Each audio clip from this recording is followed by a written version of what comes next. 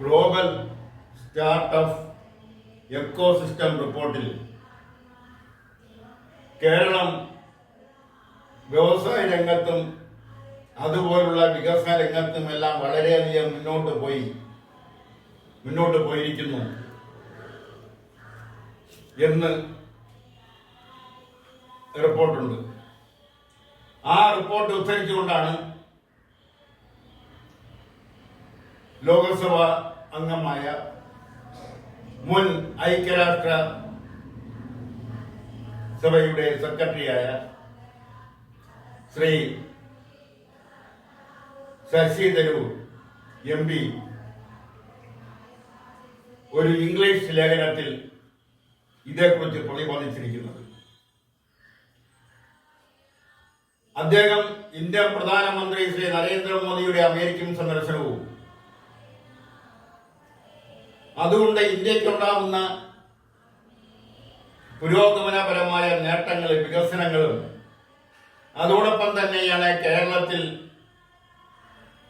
ഇടതുപക്ഷ ജനാധിപത്യ മുന്നണി സർക്കാരിന്റെ ഭരണത്തിൽ വ്യാവസായികമായി വളരെ മുന്നോട്ട് പോയി എന്ന് എഴുതിയിരിക്കുന്നത്. അദ്ദേഹം അതിൽ പറഞ്ഞിരിക്കുന്നത് അഭ്യസ്തവിദ്യരായ യുവാക്കൾ, സാങ്കേതിക രംഗത്ത് പരിജ്ഞാനം ലഭിച്ച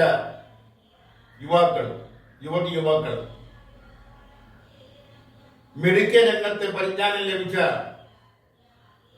യുവജനങ്ങള്, ഇവരെല്ലാം ഇന്ത്യ വിട്ട് പോകുന്ന ഒരു സ്ഥിതിവിശേഷം കഴിഞ്ഞ ഏറെക്കാലമായി നിലനിന്നു വരികയാണ്. അത് ഈ വ്യവസായപരമായി വികസനം കേരളം കൈവരിച്ചതോടെ ആ ഒഴുക്ക് കുറഞ്ഞു എന്നാണ് വ്യക്തമാക്കുന്നത്. ഇതിപ്പോൾ പറയാനുണ്ടായ പ്രത്യേക സാഹചര്യം എന്ന് പറയുന്നത്, ശശി തരൂർ ഇത് പറഞ്ഞതിന്റെ പേരിൽ കോൺഗ്രസിനകത്ത് ശശി തരൂരിനെതിരെ ഒരു ലോബി വളർന്നു വന്നിരിക്കുന്നു. ശശി തരൂരിന് എതിരായി മുമ്പേ തന്നെ കോൺഗ്രസിനകത്ത് ഒരു കോക്കസ് നിലവിലുണ്ടായിരുന്നു. അവർക്ക് കൂടി ശക്തി പകരുന്നതാണ് ശശി തരൂരിന്റെ ലേഖനം.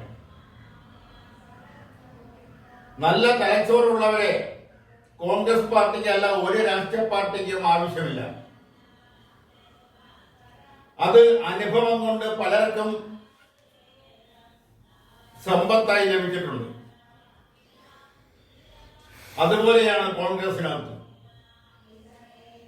VK കൃഷ്ണമേനോന് ശേഷം CM സ്റ്റീഫന് ശേഷം ഒരുപക്ഷെ കോൺഗ്രസിനകത്ത് ദേശീയ തലത്തിൽ ശ്രദ്ധിക്കപ്പെട്ട ഒരു നേതാവാണ് ശ്രീ ശശി തരൂർ എന്ന കാര്യത്തിൽ ആർക്കും സംശയമില്ല.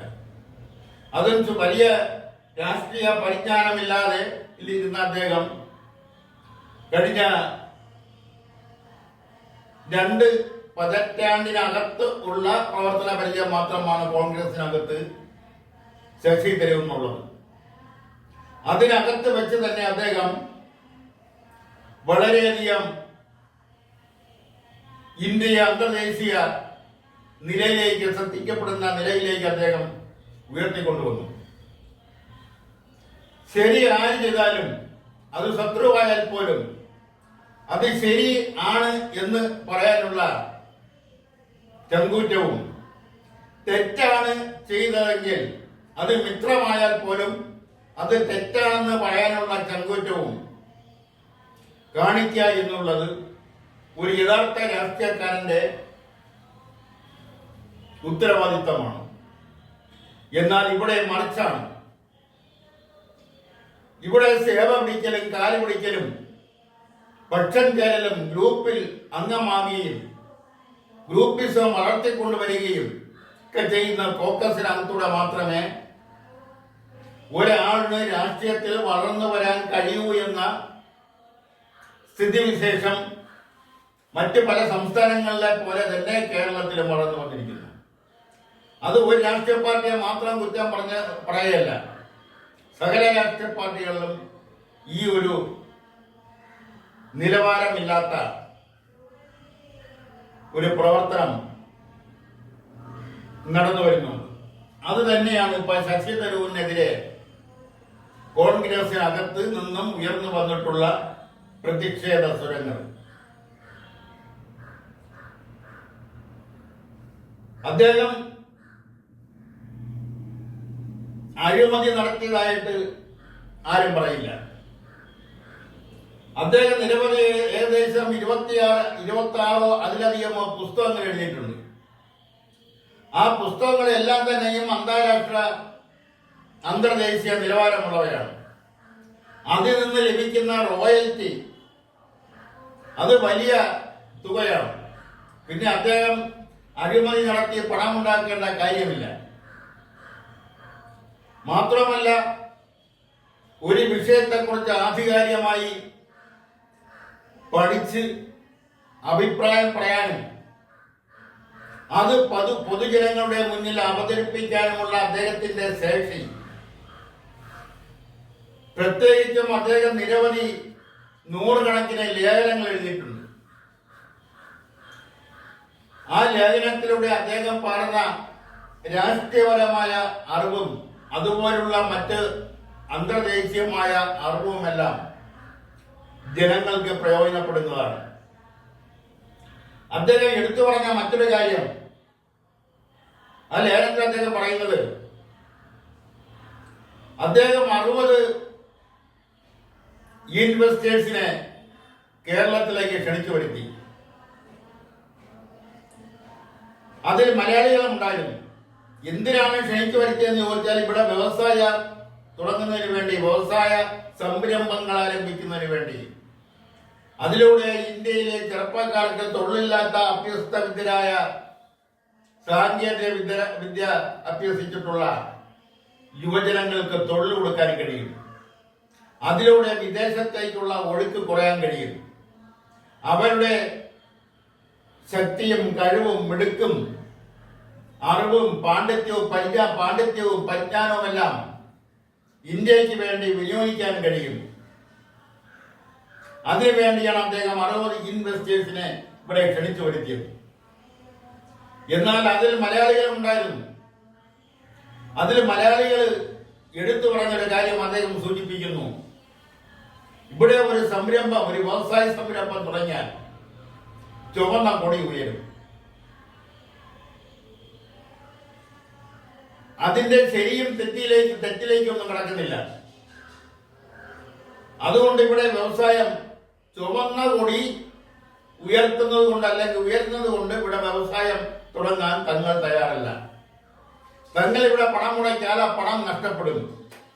മറിച്ച് തമിഴ്നാട്ടിലോ അതുപോലുള്ള സംസ്ഥാനങ്ങളിലാണ് പണം മുടക്കുന്നതെങ്കിൽ അതിന്റെ ലാഭവും എല്ലാം തങ്ങൾക്ക് ലഭിക്കും. അതുകൊണ്ട് തമിഴ്നാട്ടിൽ ഞങ്ങൾ വ്യവസായ സംരംഭങ്ങൾ തുടങ്ങിയിട്ടുണ്ട്. അതെല്ലാം നല്ല നിലയിൽ പോകുന്നു. കേരളത്തിലെ പൊതുമേഖലാ സ്ഥാപനങ്ങളിൽ 80-75% നഷ്ടത്തിലാണ് പോകുന്നത്. അതാണ് അവർ ചൂണ്ടിക്കാണിച്ചത്. അത് ഏറെക്കുറെയൊക്കെ ശരിയുമാണ്. എന്തുകൊണ്ടാണ് പൊതുമേഖലാ സ്ഥാപനങ്ങൾ നഷ്ടത്തിൽ പോകുന്നു എന്ന് ചോദിച്ചാൽ, അവിടെ മാനേജ്മെന്റിന്റെ മാറി മാറി വരുന്ന സർക്കാരുകൾ, ആ സർക്കാരിന് താല്പര്യമുള്ളവരെ, അതല്ലെങ്കിൽ ചെറു പാർട്ടികളെ കൂടെ നിർത്തുന്നതിന് വേണ്ടി അവർ കൊടുക്കുന്ന നോമിനികളെ ആ പൊതുമേഖലാ സ്ഥാപനങ്ങളുടെ തലപ്പത്ത് വയ്ക്കുകയും അവിടെ അഴിമതി സ്വാഭാവികമായും കടന്നു വരികയും ചെയ്യും. അവിടെ തൊഴിലാളികളുടെ ആത്മാർത്ഥത കുറയുന്നു. അതിന്റെ എല്ലാം ഫലം കൊണ്ടാവാം ഈ 75%-ലധികം പൊതുമേഖലാ സ്ഥാപനങ്ങൾ നഷ്ടത്തിൽ പോകാനുണ്ടാകുന്ന കാരണങ്ങളിൽ പ്രധാനം. കാർഷിക മേഖലയിലേക്ക് വരികയാണെങ്കിൽ, കാർഷിക മേഖല തകരാനുണ്ടായ കാരണമെന്ന് പറയുന്നത്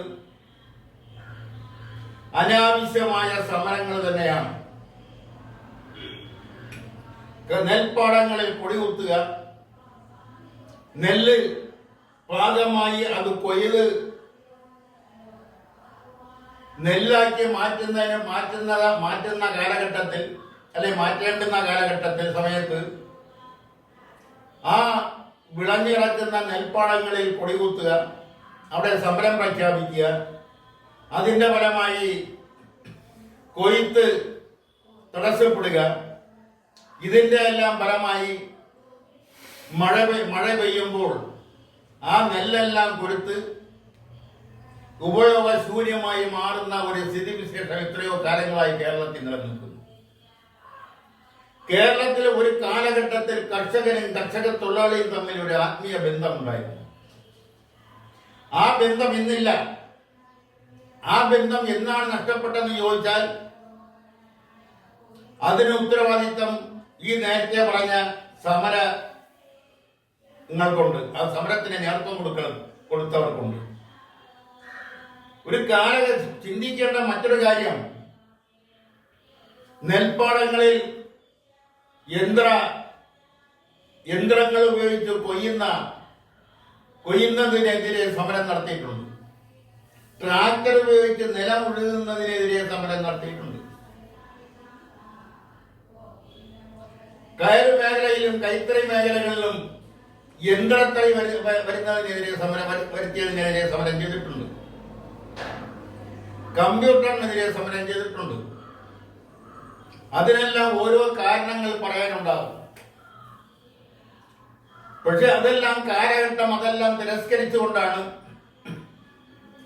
കമ്പ്യൂട്ടർവൽക്കരണം നടപ്പാക്കുകയും കയർ മേഖലകളിലും കൈത്തറി മേഖലകളിലുമെല്ലാം യന്ത്രത്തറികൾ കൊണ്ട് സ്ഥാപിക്കുകയും ചെയ്തു. പക്ഷെ കയർ മേഖലകളിലും കൈത്തറി മേഖലകളിലും എല്ലാം യന്ത്രത്തറി വന്നപ്പോഴേക്കും ആ മേഖല ഏകദേശം നശിച്ച് പൊയ്ക്കൊണ്ടിരിക്കുന്ന ഒരു സമയമായിരുന്നു. അതുകൊണ്ട് അതിനെ വളർത്തിയെടുക്കുന്നതിനോ പരിപോഷിപ്പിക്കുന്നതിനോ കഴിയാതെ വന്നു. അതുകൊണ്ടാണ് ഇന്നും കയർ മേഖലയും കൈത്തറി മേഖലയും തകർന്നിരിക്കുന്നത്. കൈത്തറി മേഖലയെ കുറിച്ച് പറയുകയാണെങ്കിൽ റിബേറ്റ് വെട്ടിക്കൽ മാത്രമാണ് അവിടുത്തെ പ്രധാന ജോലി. അതിലേക്കൊന്നും ഇപ്പോൾ കടക്കുന്നതിന് സമയമില്ലാത്തതുകൊണ്ട് ചുരുക്കുന്നു. അപ്പോൾ ശശി തരൂരിലേക്ക് തിരിച്ചു വന്നാൽ അദ്ദേഹം കേരളത്തിന്റെ വികസനം അദ്ദേഹം ആഗ്രഹിക്കുന്നു. അദ്ദേഹം ലോകം കണ്ട മനുഷ്യനാണ്. ലോകത്തെ വിവിധ രാഷ്ട്രങ്ങളിൽ നടക്കുന്ന വ്യവസായങ്ങൾ, അവിടുത്തെ തൊഴിൽ സാധ്യതകൾ, അവിടുത്തെ മറ്റ് മാറ്റങ്ങളെല്ലാം അദ്ദേഹം കണ്ടും കേട്ടും പഠിച്ചുമാണ് അദ്ദേഹം ലേഖനങ്ങൾ എഴുതുന്നതും. അദ്ദേഹം അതെല്ലാം ചില സിമ്പോസിയങ്ങളിൽ അവതരിപ്പിക്കുന്നുമില്ല. അതുകൊണ്ടായിരിക്കാം കോൺഗ്രസുകാർക്ക് അദ്ദേഹത്തെ ഇഷ്ടമില്ലാത്തത്. അദ്ദേഹത്തിന് കോൺഗ്രസിനകത്ത് പ്രത്യേകിച്ച് എന്തെങ്കിലും ഡ്യൂട്ടി നൽകിയിട്ടുള്ളതായിട്ട് അറിവില്ല. പാർലമെന്റിനകത്ത് ലോക്സഭയ്ക്കകത്ത് അദ്ദേഹത്തിന്റെ പ്രവർത്തനം ചുരുങ്ങിപ്പോകുന്നു എന്ന് പറയേണ്ടി വന്നതിൽ ദുഃഖമുണ്ട്. ശശി തരൂരിനെ പോലെ അന്തർദേശീയ കാഴ്ചപ്പാടുള്ള വീക്ഷണമുള്ള ഒരാളിനെ ഒരു ലോകസഭയ്ക്കകത്ത് ഒരു പാർലമെന്റിനകത്ത് മാത്രം അദ്ദേഹത്തിന്റെ പ്രവർത്തനം ഒതുക്കി മാറ്റി എടുത്തതിൽ ആർക്കാണ് പങ്ക്? അത് കോൺഗ്രസിനല്ലാതെ മറ്റാർക്കുമല്ല. ബുദ്ധിശക്തിയുള്ള, കഴിവുള്ള, മിടുക്കുള്ള, പരിജ്ഞാനമുള്ള, സാമൂഹ്യ ശാസ്ത്രം അറിയാവുന്ന, ജനങ്ങളുടെ വികാരങ്ങൾ മനസ്സിലാക്കാൻ കെൽപ്പുള്ള രാഷ്ട്രീയക്കാരെയെല്ലാം ഒതുക്കി ഒരു മൂലയിൽ ഇരുത്തുകയോ അതുമല്ലെങ്കിൽ പുകച്ച് പുറത്തു ചാടിക്കുകയോ ചെയ്തിട്ടുള്ള പാരമ്പര്യമാണ് കേരള രാഷ്ട്രീയത്തിനുള്ളത്. അത് എല്ലാ രാഷ്ട്രീയ പാർട്ടിക്കകത്തുമുണ്ട്. അതുപോലെ ശശി തരൂരിനെ ഈ പുകച്ച് പുറത്തു ചാടിക്കാനാണ് കോൺഗ്രസിനകത്ത് ശ്രമം നടക്കുന്നുണ്ടെങ്കിൽ അദ്ദേഹത്തെ സ്വീകരിക്കാൻ ഇന്ന് കേരളം ഭരിക്കുന്ന ഒരു പാർട്ടി കാത്തിരിക്കുകയാണെന്നുള്ള വസ്തുത, യാഥാർത്ഥ്യം കോൺഗ്രസ്സുകാർ മനസ്സിലാക്കണം. അദ്ദേഹം അതിലേക്ക് ചെന്നാൽ അദ്ദേഹം നാളെ ക്യാബിനറ്റ് റാങ്കുള്ള മന്ത്രിയാവുമെന്നുള്ള കാര്യത്തിൽ ഇവിടെ രാഷ്ട്രീയ നിരീക്ഷകർക്കും രാഷ്ട്രീയത്തിന്റെ ABC എങ്കിലും അറിയാമെന്നുള്ള ആർക്കും സംശയമില്ല. അതുകൊണ്ട് കോൺഗ്രസ്സുകാര് ഇവിടെ പറയാനുള്ളത് അനാവശ്യമായ വിമർശനങ്ങൾ കാണിച്ച് രാഷ്ട്രീയപരമായ കാഴ്ചപ്പാടുള്ള സങ്കുചിതമായ രാഷ്ട്രീയ ലാഭത്തിന് വേണ്ടി കാര്യസാധ്യത്തിന് വേണ്ടി സ്വന്തം പ്രസ്ഥാനങ്ങളെ ഉപയോഗിക്കുന്നവരോട് പറയാനുള്ളത് ശശി തരൂരിനെ പോലുള്ള ഒരാള് കോൺഗ്രസിനെ സംബന്ധിച്ചിടത്തോളം അവർക്കൊരു മുതൽക്കൂട്ടാണ്. നേരത്തെ പറഞ്ഞതുപോലെ VK കൃഷ്ണമേനോനും CM സ്റ്റീഫനും ചില കാര്യങ്ങളിൽ AK ആന്റണിക്കും ശേഷം ദേശീയ തലത്തിൽ കോൺഗ്രസിന് ലഭിച്ച ഒരു വരദാനമാണ് ശശി തരൂർ എന്ന് പറയുന്നതിൽ തെറ്റുണ്ടെന്ന് തോന്നുന്നില്ല. ഇത് പറയുമ്പോൾ കോൺഗ്രസിനെ നന്നാക്കാൻ വേണ്ടിയാണ് ഇത് പറയുന്നെന്ന് തനിക്കല്ല. കോൺഗ്രസ് ആര് വിചാരിച്ചാൽ നന്നാവില്ല. എത്രയോ പ്രഗത്ഭര്, ഗാന്ധിജിയും ജവഹർലാൽ നെഹ്റുവും സുഭാഷ് ചന്ദ്രബോസും അടക്കമുള്ളവരെ, ജയപ്രകാശ് നാരായണൻ അടക്കമുള്ളവർ, മൊറാർജി ദേശായി, ചന്ദ്രശേഖർ അടക്കമുള്ളവർ വിചാരിച്ചിട്ട് നന്നാവാത്ത കോൺഗ്രസ് ഇനിയിപ്പോ ശശി തരൂർ വിചാരിച്ചാൽ നന്നാവുമെന്ന് ആർക്കെങ്കിലും പ്രതീക്ഷ ഉള്ളതായി തോന്നുന്നില്ല. എന്നാലും ഇന്നത്തെ കേരളത്തിന്റെ അവസ്ഥ, ഇവിടത്തെ കെൽപ്പുള്ള, കഴിവുള്ള, പരിജ്ഞാനമുള്ള, അറിവുള്ള, പാണ്ഡിത്യമുള്ള, വിവിധ മേഖലകളിൽ വിവിധ വിഷയങ്ങളിൽ പാണ്ഡിത്യമുള്ള യുവജനങ്ങള് കേരളത്തിൽ നിന്നും വിദേശങ്ങളിലേക്ക് പൊയ്ക്കൊണ്ടിരിക്കുന്നതിനെ തടഞ്ഞു നിർത്തുന്നതിന് വേണ്ടി കേരളത്തിൽ വികസനങ്ങൾ ഉണ്ടാവുകയും ശശി തരൂരിന്റെ കാഴ്ചപ്പാടിൽ വികസനങ്ങൾ ഉണ്ടാവുകയും ഉണ്ടാകുന്നു. അവിടെ വ്യവസായ സംരംഭങ്ങൾ വരുന്നു. വിദേശങ്ങളിൽ നിന്നും വ്യവസായം തുടങ്ങാൻ തയ്യാറുള്ളവർ കേരളത്തിലേക്ക് വന്നാൽ അവരെ ഭയപ്പെടുത്തി ഓടിക്കാതെ അവർക്കിവിടെ വേണ്ടുന്ന എല്ലാം ചെയ്തു കൊടുക്കേണ്ടുന്ന ഉത്തരവാദിത്തം സർക്കാരും രാഷ്ട്രീയ പാർട്ടികളും വഹിക്കണമെന്നാണ് ഈ അവസരത്തിൽ പറയാനുള്ളത്. നന്ദി, നമസ്കാരം.